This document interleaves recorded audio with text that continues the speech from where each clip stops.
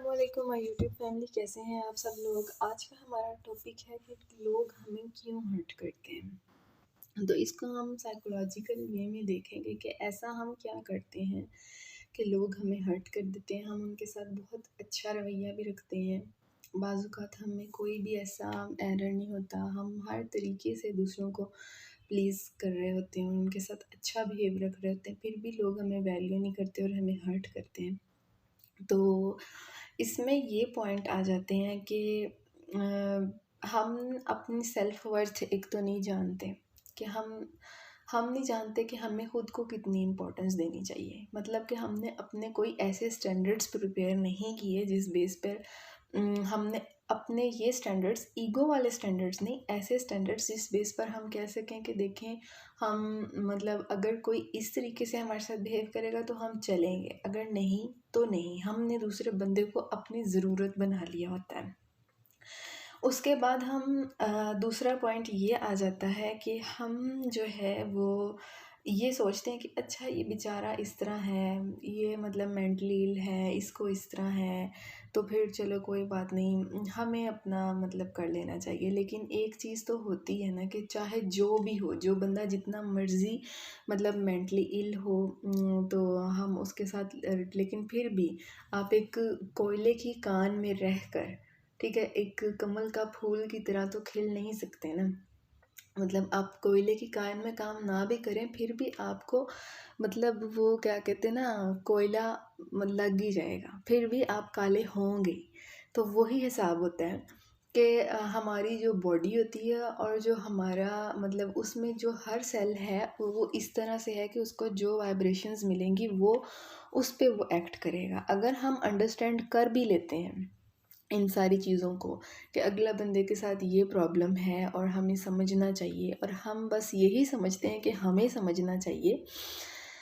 तो वो कुछ हद तक ठीक है। लेकिन इसका इम्पैक्ट के लिए भी तैयार हो के रहना चाहिए। या तो फिर अपने आप को प्रॉपर टाइम हम दें, लेकिन वो भी नहीं हमसे दे होता। पर ऐसी सिचुएशन में रहकर एक पॉजिटिव बंदा भी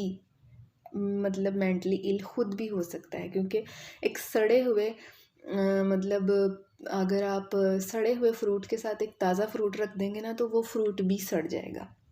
ये इसी तरह की मिसाल है कि जैसे भी आपको जो भी मतलब सिचुएशंस लोग मिलते हैं, लेकिन आप उनको इतना ज़्यादा मध्यवर्ती ना करें कि आप उसमें अपने आप को लूज़ कर दें कि हाँ मुझे दूसरे का ख्याल रखना है, वो ये है, वो ये है, उस बेचारे को ये हुआ है तो वो बोल ले मेरा सामने ही, उसका रोब चलता है तो कोई बात नहीं। कोई प्यार करने वाला ही होता है जो आपके साथ आप पे गुस्सा निकालता है और आपके सामने, ये वाली चीज़ें बहुत हमने सुनी होंगी। लेकिन ये हमें किस तरह डैमेज करती हैं वो हमारा हर्ट हमें नहीं पता, और ये हर्ट हमें पता नहीं चलता। बिल्कुल इसी तरीके से अगर हम किसी मतलब पहली पहली स्टेज में इस तरह होता है कि जैसे हमें कोई फील नहीं होता, एकदम ट्रिगर होता है किसी की कोई बात या ऐसे इन्वायरमेंट से, लेकिन वो फिर हम ऐसी बातें सोच के इग्नोर कर देते हैं। लेकिन अब कॉन्टीन्यूसली ऐसी सिचुएशन में रहना और उस लोगों के साथ डील करना और उनके ऐसे बिहेवियर्स को फेस करना और बर्दाश्त करते रहने से कॉन्टिन्यूएशन में एक ऐसी सिचुएशन आ जाती है जहाँ पर आप ऐसे फील करने लगते हैं कि अब मतलब वो आपकी जो स्टेट थी ना स्टेबल वाली, वो अब ख़त्म हो जाती है, क्योंकि आपको वाइब्रेशंस आपकी बॉडी को, आपके सेल को, आपके ब्रेन को वैसी मिली होती है कि अब आप मतलब बिल्कुल एक अलग ही रूप में आ गए होते हैं।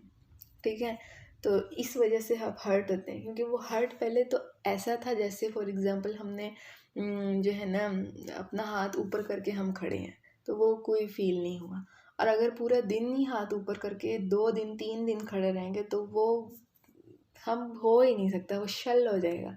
वो उसी तरीके से सबसे पहले आपने थोड़ा सा उसको लिया नहीं अपने ऊपर, वो बस नॉन वेटेड की तरह आपने अपने साथ रखा भी नहीं कि चलो दूसरा ऐसे है, और उसके बाद उस तरह की सिचुएशन में कॉन्टिन्यूएशन से आपका ये हाल हो गया कि आप अनस्टेबल हो गए हैं मेंटली। इस वजह से हम हर्ट होते हैं, क्योंकि हम सोचते हैं ना पहले मैं नहीं हर्ट होता था, अब वैसे होने लग गया है।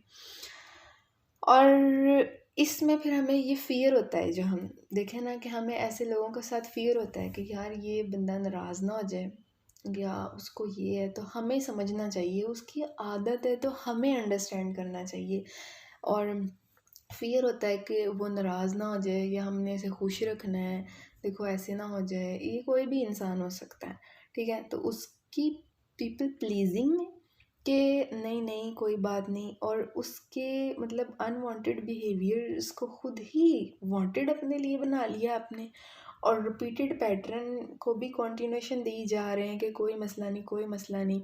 और फियर ऑफ रिजेक्शन आपको होता है कि कहीं वो मुझे छोड़ ना दें, या ये लोग मुझे कह ना दें कि ये तो हमारी अच्छी बेटी नहीं है, या ये हमें ऐसे ना कह दें कि ये ऐसे लोग हैं, यानी कि ये हमारे साथ अच्छा बिहेव नहीं करते, रिश्तेदार मुझे ऐसे ना कह दें। तो बस उन चीज़ों को कंटिन्यूएशन में लेके चली जाना कि लोगों